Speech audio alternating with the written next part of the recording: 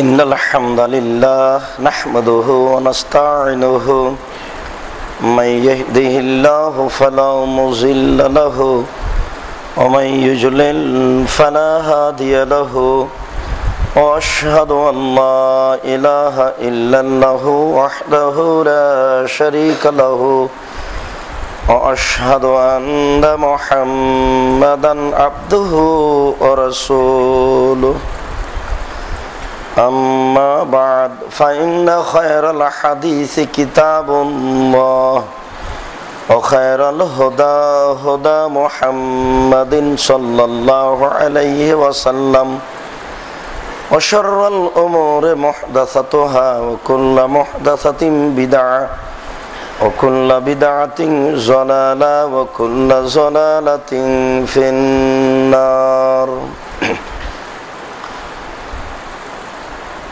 أعوذ بالله من الشيطان الرجيم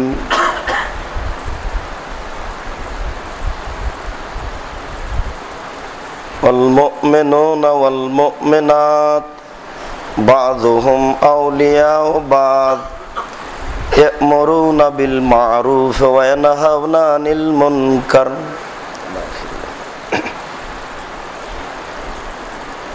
عن أبي سعيد الخدري رضي الله تعالى عنه قال قال رسول الله صلى الله عليه وسلم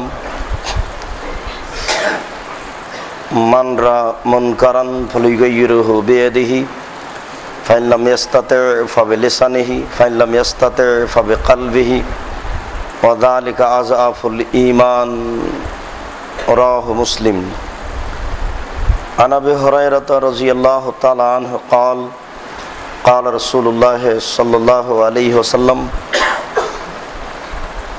من جاهد بيده فهو مؤمن ومن جاهد بلسانه فهو مؤمن ومن جاهد بقلبه فهو مؤمن وليس وراء ذلك من الإيمان حبة خردل رواه البخاري মুসলিম। সম্মানিত মসজিদের মুসল্লি, প্রশংসা আল্লাহর জন্য, শান্তি অবতীর্ণ হোক আল্লাহ রাসূলের উপর সাল্লাল্লাহু আলাইহি ওয়াসাল্লাম। আজ জুমার খুতবায় সংক্ষিপ্ত বক্তব্যের বিষয় সৎ কাজের আদেশ, অসৎ কাজের নিষেধ, যা প্রতিটি মানুষের জন্য জরুরি। আল্লাহ তাআলা আদমকে সৃষ্টি করার পর থেকেই ভালো মন্দ দুটি জানা ও বুঝার ক্ষমতা দিয়েছেন এবং মানুষকে ভালো কাজের আদেশ ও মন্দ কাজের নিষেধ করার আদেশ করেছেন। সকল নবীর বিষয়টি এমন ছিল, তবে নূহ আলাইহিস সালাম থেকে বিষয়টি আরও বেশি জোরদার হয়ে ওঠে। নূহ আলাইহিস সালামের পূর্বে যেসব মানুষ জীবিকা নির্বাহ করত তাদের জন্য তেমন জরুরি বিধিবিধান ছিল না। নূহ আলাইহিস সালাম থেকেই হালাল হারাম, ন্যায় অন্যায়, ভালো মন্দ, জাহান্নাম জান্নাতের বিষয়টি জোরালোভাবে পেশ করা হয়। এ কারণেই আল্লাহ তাআলা বলেন আওহায়না ইলাইকা কামা আওহায়না ইলা নূহ, বিধান ভালো মন্দ আপনার নিকটে আমি ওহীর মাধ্যমে পাঠিয়েছি, যেমনভাবে নূহের নিকটে পাঠিয়েছিলাম। ভালো মন্দ, ন্যায় অন্যায় বিষয়টি আমি আপনার নিকটে পেশ করেছি, যেমনভাবে নূহের নিকটে পেশ করেছিলাম। সর্বপ্রথম নূহ আলাইহিস সালামের যুগেই মানুষ অন্যায় করে, মূর্তি পূজা করে, এসব বিষয়গুলি তখন থেকে প্রকাশ পায়। নূহ আলাইহিস সালামকে আল্লাহ তাআলা মানুষকে ভালো কাজের আদেশ ও মন্দ কাজের নিষেধ করার আদেশ করেন। নূহ আলাইহিস সালাম বলেন, রব্বি দাউতু কওমি লাইলান ওয়া নাহারা, হে আমার প্রতিপালক, আমি মানুষকে রাতে দাওয়াত দিয়েছি, আমি মানুষকে দিনে দাওয়াত দিয়েছি। আমার দাওয়াত মানুষের পালিয়ে যাওয়াকেই বৃদ্ধি করেছে। আমি আশাবাদী ছিলাম মানুষ আমার কথা শুনে ভুল পথ থেকে, পাপের কাজ থেকে ফিরে আসবে। পরিণতি তা হয়নি। আমি মানুষকে যত দিনের দাওয়াত দিয়েছি, মানুষ তত অন্যায়, অবিচার, অত্যাচার বেশি শুরু করেছে। নূহ আলাইহিস সালামের দীর্ঘ 950 বছর দাওয়াতের মাধ্যমে 8 জন লোক হেদায়েত হয়েছিল কি 40 জন লোক হয়েছিল তা স্পষ্ট সহিহ হাদিস দ্বারা প্রমাণিত নয়। তবে প্রথমের সংখ্যার চেয়ে পরের সংখ্যা কমে যায়, এটাই ঠিক। বুখারী মুসলিমের এক হাদিসে বোঝা যায় অতীতের নবীগণ এমনই দিনের দাওয়াত দিতেন, তবে সমাজ মেনে নিত না। আবু হুরায়রা রাদিয়াল্লাহু তাআলা আনহু বলেন, রাসূল সাল্লাল্লাহু আলাইহি ওয়াসাল্লাম বললেন, উরিজাত আলাইয়াল উমামাল মাজিয়া, আমার সামনে অতীতের সকল নবী এবং তাদের অধীনস্থ জনগণকে পেশ করা হলো। মাররা আলাইয়া নবিউন মাহু রাজুলুন, আমার সামনে দিয়ে একজন নবী পার হলেন, দেখলাম তার সাথে একজন লোক রয়েছে। সুম্মা মাররা আলাইয়া নবিউন মাহু রাজুলান, তারপর আমার সামনে দিয়ে আরেকজন লোক আরেকজন নবী পার হলেন, দেখলাম তার সাথে মাত্র 2 জন মানুষ রয়েছে। সুম্মা মাররা আলাইয়া নবিউন ওয়ালাইসা মাহু আহাদুন, আমার সামনে দিয়ে আরেকজন নবী পার হলেন, দেখলাম তার সাথে কোনো মানুষই নেই। অত্র হাদিসের 3 জন নবীর বিবরণে প্রথম নবী তার সারা জীবন দাওয়াতে মাত্র একজন লোককে হেদায়েত করতে পেরেছিলেন। পরের নবী যে পার হলেন তার সামনে দিয়ে, তাতে বোঝা যাচ্ছে তিনি সারা জীবন দাওয়াত দিয়ে মাত্র 2 জন মানুষকে হেদায়েত করতে পেরেছিলেন। অত্র হাদিসের তৃতীয় নবী যিনি আল্লাহ রাসূলের সামনে দিয়ে পার হলেন, তিনি সারা জীবন দাওয়াত দিয়েছেন, তবে তিনি কোনো মানুষকে সঠিক পথে আনতে পারেননি। নবীগণ বা যারা সঠিক পথের দাওয়াত দেয়, তারা দাওয়াত দিয়ে মানুষকে হেদায়েত করতে পারবে, বিষয়টি এমন নয়। তবে দাওয়াত দেওয়া কাজটি হচ্ছে জিম্মেদারি, তা মানুষকে পালন করতেই হবে। মানুষকে ভালো কাজের আদেশ করতে হবে, মন্দ কাজের নিষেধ করতে হবে। নবী হিসাবে দ্বিতীয় সম্মানী বড় নবী ইব্রাহিম আলাইহিস সালাম। ইব্রাহিম আলাইহিস সালামও মানুষকে হেদায়েত করে তেমন পরিবর্তন করতে পেরেছিলেন তা বোঝা যায় না। যখন তিনি স্বৈরাচারী স্বেচ্ছাচারী এক বাদশার এলাকা দিয়ে পার হচ্ছিলেন, আবু হুরায়রা রাদিয়াল্লাহু তাআলা আনহু বলেন, রাসূল সাল্লাল্লাহু আলাইহি ওয়াসাল্লাম বলেছেন, দাখালা ইব্রাহিম কারিয়াতান ফিহা জাব্বারুন মিনাল জাবাবেরা। ইব্রাহিম আলাইহিস সালাম এক গ্রাম দিয়ে পার হচ্ছিলেন, সেই গ্রামে ছিল স্বৈরাচারী স্বেচ্ছাচারী শাসকের কাছে বলা হলো, ইব্রাহিম নামে একজন ব্যক্তি আপনার গ্রামে প্রবেশ করেছে, তার সাথে একজন নারী রয়েছে, সে আরব ভূমিতে সবচেয়ে সুন্দরী নারী। ইব্রাহিম আলাইহিস সালামের কাছে লোক পাঠানো হলো এবং তাকে বলা হলো, মানহে আল্লাতি মাক, যে মেয়ে আপনার সাথে রয়েছে সে কে? ইব্রাহিম আলাইহিস সালাম বললেন, হে উখতি, সে আমার বোন। ইব্রাহিম আলাইহিস সালাম এই কথা বলার পরে ফিরে গেলেন তার স্ত্রীর কাছে। তিনি তার স্ত্রীকে বললেন, শোনো, লা তুকাযযিবি বিহাদিসি, তুমি আমাকে মিথ্যুক প্রমাণ করো না। আন্নী আখবারতুহুম আন্নাকে উখতি, আমি কিন্তু তাদের বলে দিয়েছি তুমি আমার বোন। তুমি যদি এখন বলো জিজ্ঞাসার পরে সে আমার স্বামী, তাহলে আমি একজন মিথ্যুক মানুষ বলে প্রমাণ হয়ে যাব। তুমি জিজ্ঞাসার উত্তরে বলিও সে আমার ভাই, আমরা ভাই বোন হয়ে পার হয়ে যাব। তবে সারা মনে রেখো, এই মাটির উপরে আমি আর তুমি ছাড়া কোনো মুসলমান, কোনো মুমিন নেই। এই হাদিস দ্বারা বোঝা যায় ইব্রাহিম আলাইহিস সালাম সেই দিন পর্যন্ত দাওয়াত দিয়ে তার স্ত্রী ছাড়া আর কাউকে হেদায়েত করতে পারেননি। সমাজ নবীগণের কথা কোনোদিনই মেনে নেয়নি, তবে নবীগণ কোনোদিনই পিছপা নন। যখন আমাদের নবী মুহাম্মদ সাল্লাল্লাহু আলাইহি সাল্লাম গারে হিরা থেকে বাড়িতে আসলেন, বাড়িতে এসে বলছেন, খাদিজা জাম্মিলুনি জাম্মিলুনি, তুমি আমাকে কম্বল দিয়ে জড়িয়ে ধরো।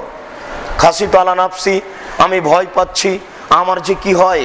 খাদিজা বড় বুদ্ধিমতী নারী ছিলেন, তিনি বললেন, জি না, আপনার কোনো সমস্যা হবে না। কেন? আপনি অসহায় মানুষকে ভালোবাসেন, দুস্থ গরিবদের সহযোগিতা করে থাকেন, নিঃস্ব মানুষের সহযোগিতা করে থাকেন। যারা নিঃস্ব মানুষের সহযোগিতা করে, অসহায় দুস্থ গরিবদের সহযোগিতা করে, ভালো মন্দ বিবেচনা করে চলেন, এমন মানুষের কোনো সমস্যা হবে না। আপনার কোনো সমস্যা হবে না, আপনি চিন্তা করবেন না। পরিস্থিতির মোকাবেলা করছেন খাদিজা রাদিয়াল্লাহু তাআলা আনহা। এরপরে তিনি বললেন, আচ্ছা ঠিক আছে, অতিরিক্ত পরামর্শের জন্য চলেন ওরাকা ইবনে নাওফেলের কাছ থেকে ঘুরে আসি। তিনি তার স্বামীকে নিয়ে ওরাকার নিকটে গেলেন, গিয়ে বললেন, দেখেন তো আপনার ভাতিজা কি বলে। ওরাকা ইবনে নাওফেল বললেন, বলো কি খবর, কি ঘটেছে? আমাদের নবী বললেন, আমি গাড়ে হিরায় বসে থাকতাম, ইবাদত বন্দেগী করতাম, হঠাৎ একটা শব্দের মতো কি যেন আমার পাশে আসলো, এসে আমাকে বলল, ইকরা, পড়ুন। আমি বললাম, মা নাবে কারি, আমি পড়তে জানি না। আমাকে চেপে ধরে বলল, পড়ুন। আমি বললাম, মা নাবে কারি, পড়তে জানি না। আবার তিনি চেপে ধরে ছেড়ে দিয়ে বললেন, ইকরা বিস্মে রব্বিকাল্লাযী খালাক, খালাকাল ইনসানা মিন আলাক। আমি পিছে পিছে পড়লাম, তিনি আগে আগে পড়লেন। এই ঘটনা। ও আচ্ছা, তাহলে সে তো নামুস, সে জিবরাইল, এলাকার লোক তো তোমাকে বের করে দিবে। ওরাকা ইবনে নাওফেলের দ্বিতীয় কথা যেটা ছিল সেটা হলো, এলাকার লোক একদিন তোমাকে বের করে দিবে। প্রথম কথা হলো, ও সে তো জিবরাইল, সে তো জিবরাইল যে তোমার কাছে এসেছিল, এলাকার লোক তোমাকে বের করে দিবে। অত্র হাদিসের এ অংশে আমি বলতে চাচ্ছি, যদি আল্লাহ রাসূল তখন মুখের উপরে কথাটি নাকচ করলেন এইভাবে, আওয়া মুখ রেজিয়ে, এলাকার লোক আমাকে বের করে দিবে, এটা হয় কি করে? না, কথাটা কি এমন, এলাকার লোক কি আমাকে বের করে দিবে?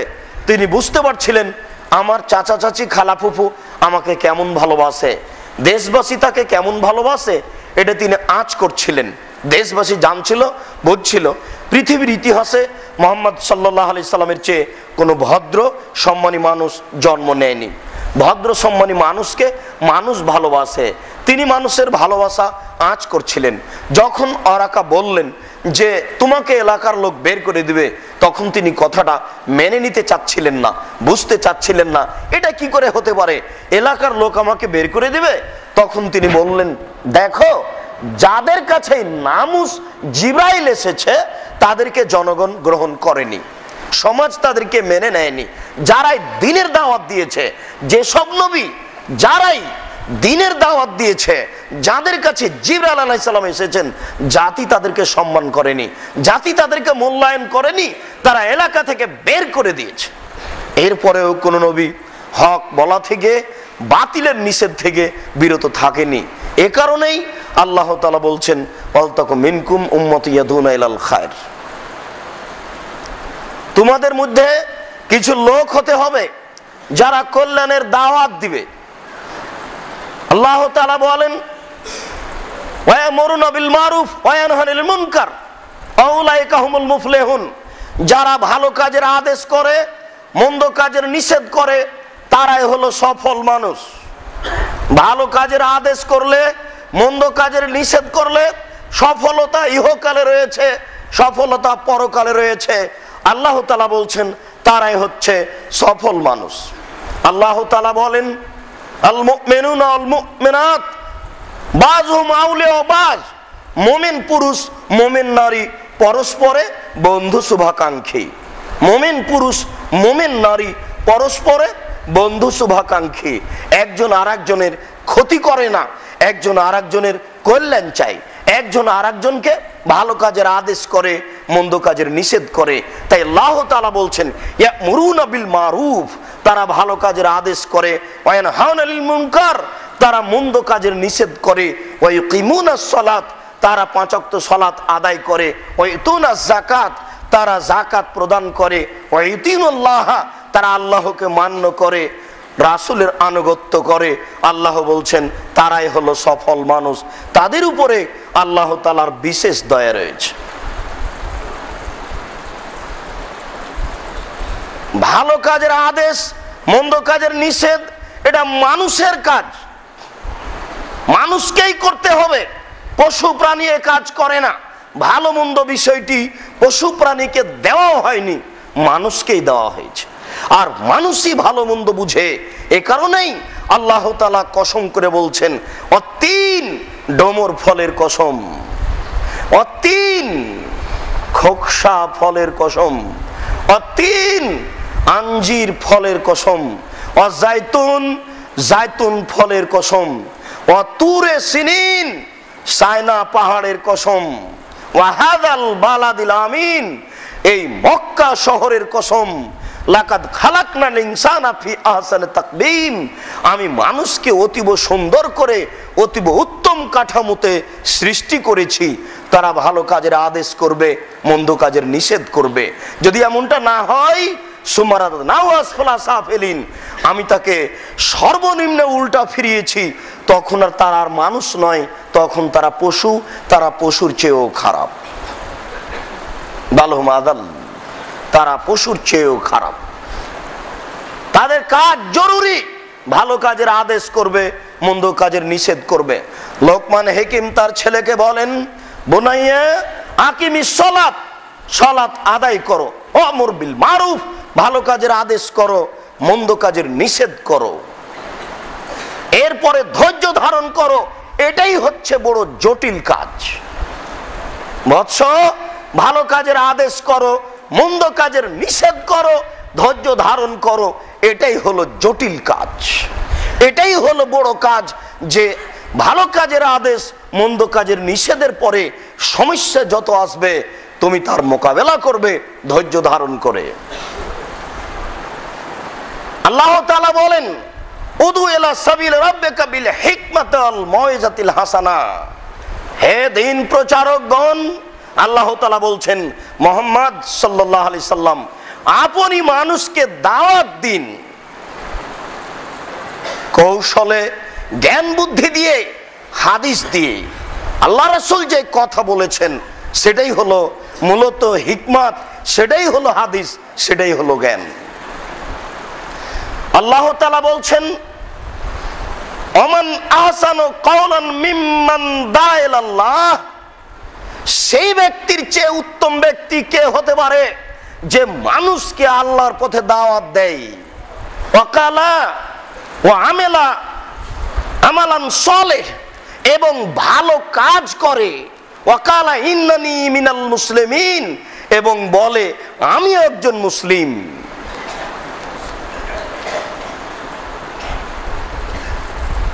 আল্লাহ তাআলা মাত্র আয়াতে তিনটি কথা বলেছেন। প্রথম কথা হচ্ছে, তার চেয়ে ভালো ব্যক্তি কে হতে পারে যে ব্যক্তি আল্লাহর পথে দাওয়াত দেয়। যারা আল্লাহর পথে মানুষকে দাওয়াত দেয় তারাই হচ্ছে সবচেয়ে ভালো মানুষ। পরে আল্লাহ তাআলা বলেছেন, এবং সৎ আমল করে। যারা দ্বীনের দাওয়াত দিবে তাদের সৎ আমল করা জরুরি। তাকে বিবেচনা করে খেতে হবে, বিবেচনা করে কথা বলতে হবে, বিবেচনা করে জীবিকা নির্বাহ করতে হবে আহাল পরিবার নিয়ে। যতই পরিস্থিতি কঠিন হোক না কেন, কঠিন থেকে কঠিন হলেও, বের হওয়ার মতো সুযোগ না থাকলেও, রাস্তাঘাটে চলার সুযোগ না থাকলেও, তাকে নিজের বিষয়টি খুব কঠোর ও কঠিন ভাবে দেখতে হবে। আমি আসলে যেটা পুরোপুরি দলিল থাকে না সেটা বলতে চাই না, তবুও কেন জানি মাথার উপরে ওই কথাটা ঘুরছে যে আপনাকে একটু জানাই। এই কথাটি আমি দলিল হিসেবে কথাটি পেশ করিনি, আমি কথাটি আপনাকে বলছি। দেখেন মানুষ কিভাবে হককে মেনে চলার জন্য চেষ্টা করেছে এবং পরিস্থিতির কাছে কোনোদিন মাথা নত করেনি। ইমাম আহমদ ইবনে হাম্বল রাহিমাহুল্লাহর জীবনীতে লেখা আছে, 3 দিন যাবত তার বাড়িতে কোনো খাবার ছিল না। তিনি 3 দিন পরে কিছু আটা সংগ্রহ করেছেন রুটির জন্য। এরপরে স্ত্রীর হাতে দিয়ে বললেন, তুমি রুটি বানিয়ে নিয়ে আসো। স্ত্রী খুব তাড়াতাড়ি রুটি বানিয়ে নিয়ে আসলেন। তিনি জিজ্ঞাসা করলেন, কি খবর, এত তাড়াতাড়ি রুটি বানালে কিভাবে? স্ত্রী বলছেন, শুনুন, আমাদের চুলাটি 3 দিন থেকে জ্বলে না। যেই চুলা 3 দিন থেকে জ্বলে না, সেই চুলাকে পুনরায় জ্বালাতে সময় লাগবে। আপনি 3 দিন থেকে ক্ষুধার্ত, আমি মনে করলাম যে আপনার জন্য রুটিটা যত তাড়াতাড়ি পারি রেডি করি। এই কারণেই আমার বড় ছেলে সলেহ তার বাড়ি থেকে রুটিটা রেডি করে তৈরি করে নিয়ে আসলাম, সিদ্ধ করে নিয়ে আসলাম। তখন তিনি হাত বাড়িয়েছিলেন রুটি নেওয়ার জন্য, হাতটা উঠিয়ে বলছেন, শোনো, সালেহ সরকারি চাকরি করে, সরকারি চাকরির টাকা দিয়ে খড়ি কিনা আছে, এই খড়ি দিয়ে রুটি সিদ্ধ হয়েছে, আহমদ এই রুটি খাবে না। 3 দিন ক্ষুধার্ত থাকার পরে আহমদের এই কথা যদি সত্য হয়, তাহলে এই মানুষের পিছনে জান্নাত দৌড়াবে না, এই মানুষ জান্নাত পাওয়ার জন্য দৌড়াবে, জান্নাতই দৌড়াবে তার পিছনে। আল্লাহ এই মানুষের জন্য জান্নাত রেডি করেছেন, এমন মানুষের জন্য জান্নাত প্রস্তুত হয়ে আছে। আর আমি হক বাতিলি বুঝলাম না, উপার্জন করছি, আমার জন্য আর কি হতে পারে? আমি তো এখন ভালো মন্দ বিবেচনা করেই চলছি। আল্লাহ তাআলা বলছেন, সেই ব্যক্তির চেয়ে উত্তম ব্যক্তি কে হতে পারে যে দ্বীনের দাওয়াত দেয়, শতামল করে। যিনি দ্বীনের দাওয়াত দিচ্ছেন, যিনি বক্তা, যিনি হুজুর, তার বিষয়টি যে কত জটিল, কত কঠিন, কি দিয়ে বুঝায় আপনাকে? ভালো কাজের আদেশ দিলে পরের অংশটা হতে হবে নিজেকে শতামল করতে হবে, কথা ও কর্মে, রুজিতে, চলাতে ফিরাতে তাকে কঠোরভাবে হিসাব করে বিবেচনা করে চলতে হবে এবং নিজেকে বলতে হবে আমি মুসলিম। আমি মুসলিম এই কথার অর্থ এই নয় যে আহলে হাদিস নামে পরিচয় দেওয়া যাবে না। এ কথার অর্থ এই নয় যে 3 জনের একটা জামাতুল মুসলিমিন দল খুলতে হবে আর নিজেকে মুসলিম বলে পরিচয় দিতে হবে। মুসলিম বলে পরিচয় দেওয়া বড় কিছু নয়, সবাই মুসলিম বলে পরিচয় দিতে পারে। হানাফি, শাফি, মালিকি, হাম্বলি আর কাদরিয়া, জাবরিয়া, মরজিয়া, মুজাসসামা, যত লোক আছে, কাদিয়ানি হোক আর আপনার আরো শিয়া হোক, পৃথিবীর সমস্ত মানুষই নিজেকে মুসলমান বলে দাবি করতে পারে। আহলে হাদিস বলে দাবি করা জিনিসটি খুব কঠিন। আহলে হাদিস কোনো নীতির নাম নয়, আহলে হাদিস কোনো দলের নাম নয়, আহলে হাদিস কোনো মতের নাম নয়, আহলে হাদিস একটা বৈশিষ্ট্যের নাম। যারা আহলে হাদিসের দায়িত্ব পালন করছেন, তারা যদি সঠিকভাবে দায়িত্ব পালন না করেন, নিজেকে যদি জাতির সামনে সঠিকভাবে পেশ না করেন, তাহলে আহলে হাদিসের নামে এরা এক কলঙ্ক ছাড়া কিছু নয়। যারা নিজেকে পরিচয় দিচ্ছেন, আমিন বলে শুধু আহলে হাদিস পরিচয় দিতে চান, বুকে হাত বেঁধে আহলে হাদিস পরিচয় দিতে চান, এরা আহলে হাদিসের নামে কলঙ্ক। 1200 বছর থেকে এই পৃথিবীর মাটিতে এক শ্রেণীর মানুষ বসবাস করে, যারা কোনো সময় কোনো অন্যায়ের নিকটে মাথা নত করে না, তারাই হলো আহলে হাদিস। যেখানে যারা মানুষের মতামতকে উপেক্ষা করে কোরআন এবং সহিহ হাদিস মেনে চলে, তারাই আহলে হাদিস। পৃথিবীতে যেখানে যারা মানুষের মতামতকে উপেক্ষা করে কোরআন এবং সহিহ হাদিস মেনে চলে, মূলত তারাই আহলে হাদিস। যারা বাতিলের কাছে মাথা নত করে না, যারা বাড়িতে মূর্তি সাজায় নেয়, শোকেজে সাজায় নেয়, যারা দাড়ি চাচে না, যারা টাকনো নিচে প্যান্ট পরে না, যারা মিথ্যা কথা বলে না, যারা ঠ্যাঙ্গা মারা আশা রাখে চাকরি করে না, যাদের মেয়ে গার্মেন্টসে যায় না, যারা অবৈধ চাকরি করে না, যারা মিথ্যা কথায় লিপ্ত হয় না, এরাই মূলত আহলে হাদিস। ভুলবশত যদি পাপ হয়ে যায়, তাৎক্ষণিক সালাত আদায় করে আল্লাহর দরবারে ক্ষমা চাই। এই বৈশিষ্ট্যের নাম হচ্ছে আহলে হাদিস। কোনো নীতির নাম নয়, কোনো মতের নাম নয়, কোনো দলের নাম নয়। কোন মত, দল, নীতি, এটা হচ্ছে আহলে হাদিসের নামে একটা কলঙ্ক। বিষয়টি ভাবুন, ভালো কাজের আদেশ করেন, মন্দ কাজের নিষেধ করেন। আল্লাহ কবুল করুক, আল্লাহুম্মা আমিন।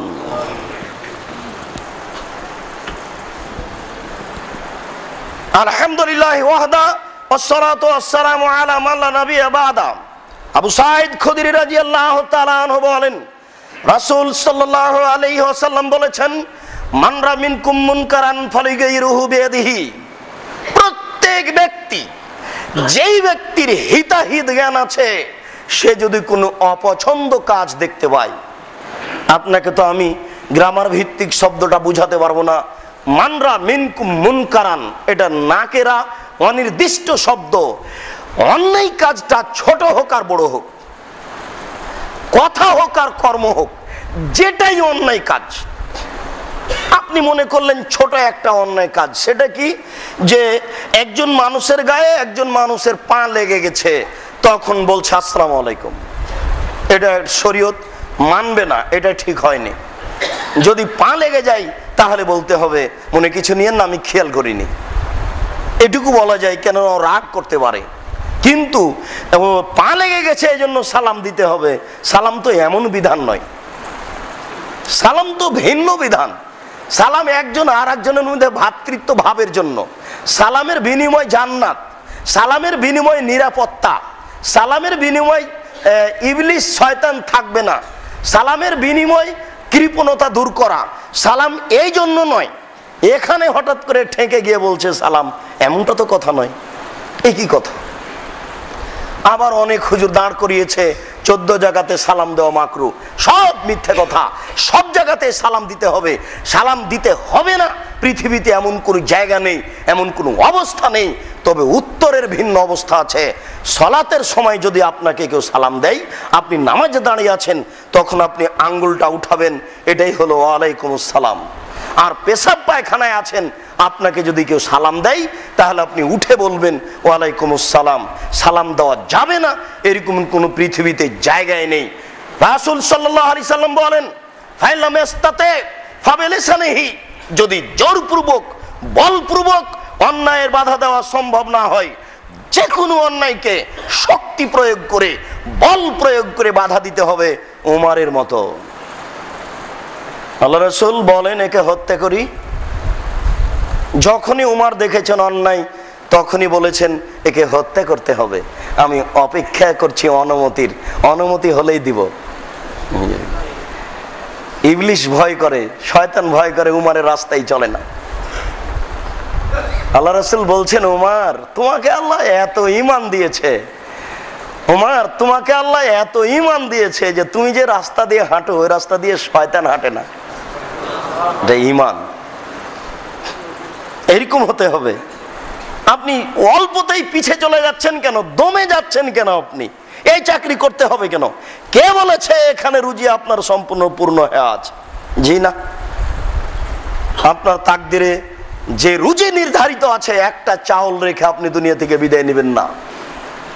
অনেক মানুষকে দেখবেন যে কয়েক মাস থেকে কিছুই খায় না, এক এক ঢোক শরবত বা দুধ মুখে দেয়, দিন দিন চলে যাচ্ছে, মাস মাস চলে যাচ্ছে। কেন জানেন? তার হায়াত বাকি আছে কিন্তু রুজি নেই। যতদিন হায়াত আছে বিনা রুজিতেই থেকে যাবে, থাকবেই। অনেক মানুষকে দেখবেন মরার সময়তে বেশি বেশি খাচ্ছে। কেন জানেন? রুজি অনেক আছে কিন্তু হায়াত শেষ হয়ে যাচ্ছে। একটা চাউল বাকি রেখে দুনিয়া থেকে বিদায় নেবে না। 50,000 বছর আগেই তার রুজি নির্ধারণ হয়েছে। আপনি এভাবে এই সাধারণ ব্যাপারে মাথা নত করছেন কেন? যদি সম্ভব না হয় তাহলে মুখে সে অন্যায়ের বাধা দিতে হবে, যেটা ঠিক নয়। সবারই জন্য এটা জরুরি কর্তব্য। যখনই বুঝবেন এটা অন্যায়, যখনই বুঝবেন এটা শিরক, যখনই বুঝবেন এটা বিদআত, যখনই বুঝবেন আপনি এটা চুগলখড়ি, পরনিন্দে, সুদ খাওয়া, ঘুষ খাওয়া, অন্যায়, অশ্লীল কাজ, অবিচার, আপনি সম্ভবপর মুখে ঠেকাবেন। এটা আপনার জন্য জরুরি কর্তব্য। আপনার চোখের সামনে আর একজন বাম হাতে চা পান করবে, এটা হতে পারে না। আপনার সাহস হচ্ছে না, যে কোনো মূল্যে আপনি বলেন। যদি সাহস নাই হয় তাহলে ঘৃণা ভরে ওখান থেকে উঠে আসেন। রাসূল সাল্লাল্লাহু আলাইহি সাল্লাম বললেন, ফাইলাম ইস্তাতে, যদি মুখে বলা সম্ভব না হয় তাহলে ফবে কালবেহি, তার এই কাজকে অন্তর দিয়ে ঘৃণা করতে হবে। মুখে বলা সম্ভব না হলে তার এই কাজকে অন্তর দিয়ে ঘৃণা করতে হবে। মুখে বলা সম্ভব না হলে তার এই কাজকে অন্তর দিয়ে ঘৃণা করতে হবে। আবু হুরায়রা রাদিয়াল্লাহু তাআলা আনহু বলেন, রাসূল সাল্লাল্লাহু আলাইহি ওয়াসাল্লাম বলেছেন, সাইয়্যিদুশ শুহাদায়ে হামজা ইবনে আব্দুল মুত্তালিব, পৃথিবীতে সবচেয়ে বড় শহীদ হলেন হামজা ইবনে আব্দুল মুত্তালিব, যার কবর পূজা হয় না, যার শহীদ মিনার হয় না, যার স্মৃতিসৌধ হয় না। পৃথিবীর মানুষ কেউ করতেও পারবে না। অনেক উমর দাঁড়াবে তাকে ভেঙে দেওয়ার জন্য। সাইয়্যিদুশ শুহাদায়ে হামজা ইবনে আব্দুল মুত্তালিব, শহীদদের সর্দার হচ্ছেন হামজা ইবনে আব্দুল মুত্তালিব, সাইয়্যিদুশ শুহাদায়ে।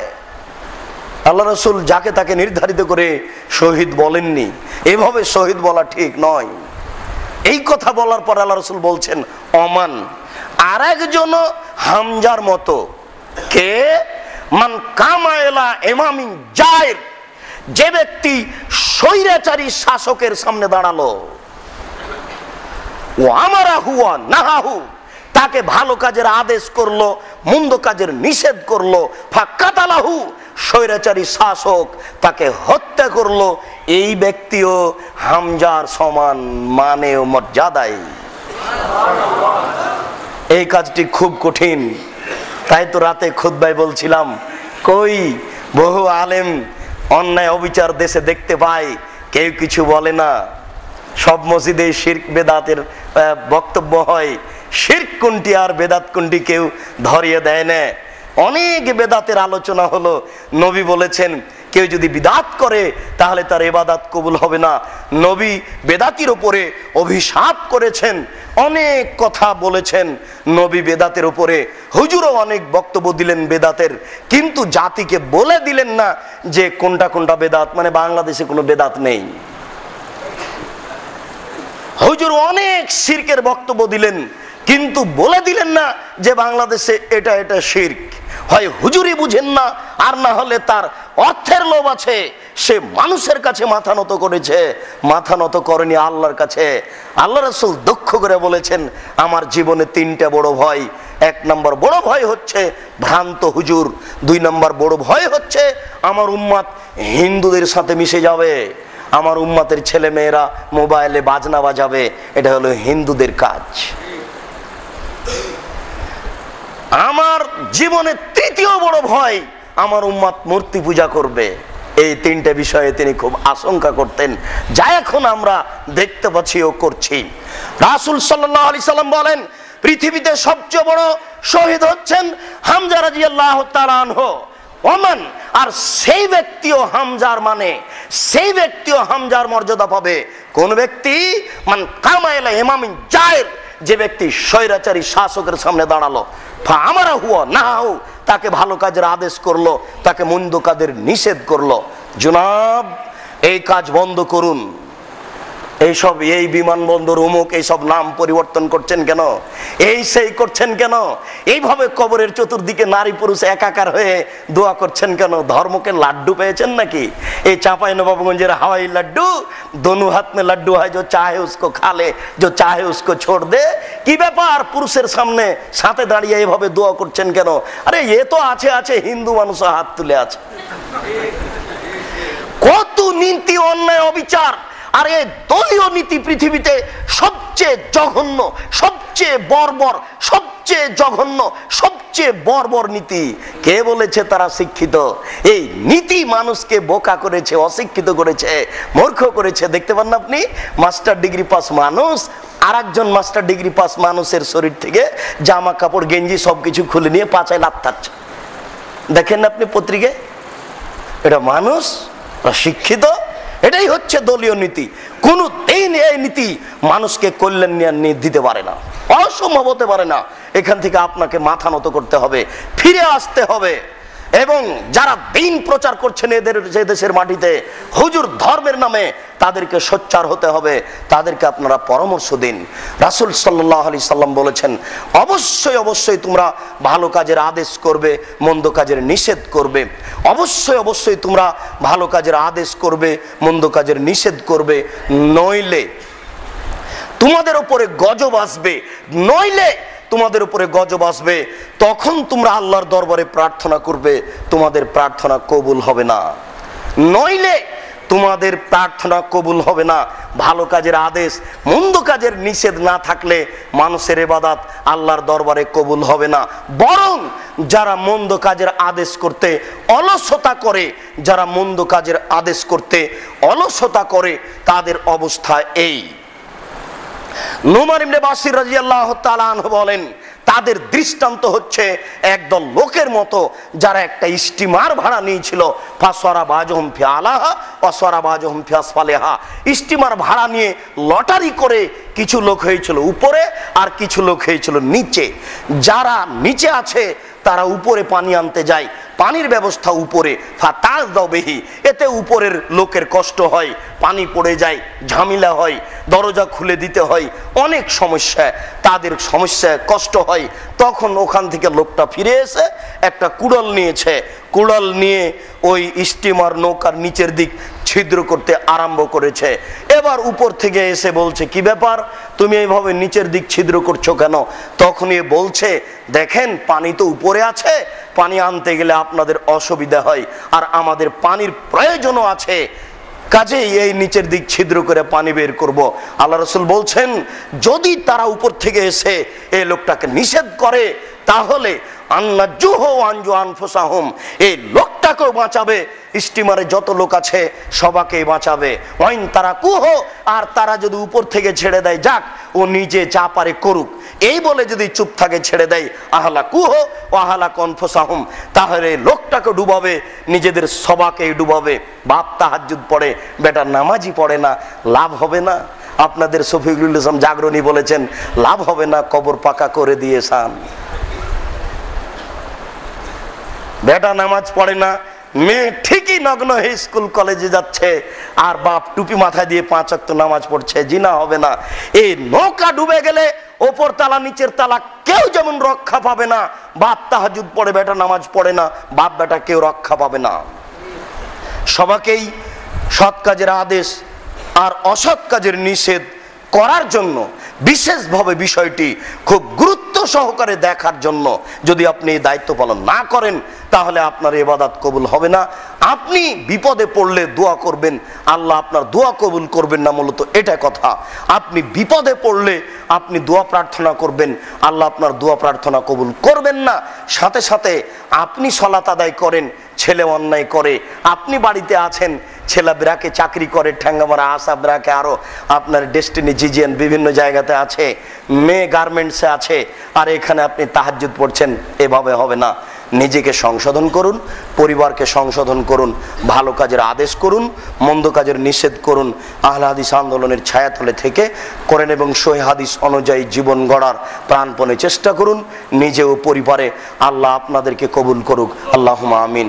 এই বলে আল্লাহর দরবারে বলি, আল্লাহ, আমরা মানুষ, আমাদের ভুল ত্রুটি থাকতেই পারে, ভুল ত্রুটি থাকাই স্বাভাবিক। আমরা অনেক সমস্যার মধ্যে থাকি, তুমি বড় দয়াবান, তুমি বড় ক্ষমাবান, তুমি বড় শক্তিশালী। তোমার শক্তির দরবারে আমরা প্রার্থনা করি, তোমার দয়ার কাছে আমরা বিনয়ের সাথে বলি, তুমি তোমার দয়া দিয়ে আমাদেরকে সঠিক পথে চলার তৌফিক দান করো। আমাদের যারা মারা গেছে, তুমি তাদের কবরের শাস্তি মাফ করো। আমরা যারা অসুস্থ, তুমি তাদের আরোগ্য দান করো। এই দাবি, এই দাওয়া, এই দোয়া তোমার দরবারে রেখে আজকের জুমার খুতবা এখানেই শেষ করলাম। সাল্লাল্লাহু আলাইহি ওয়াসাল্লাম।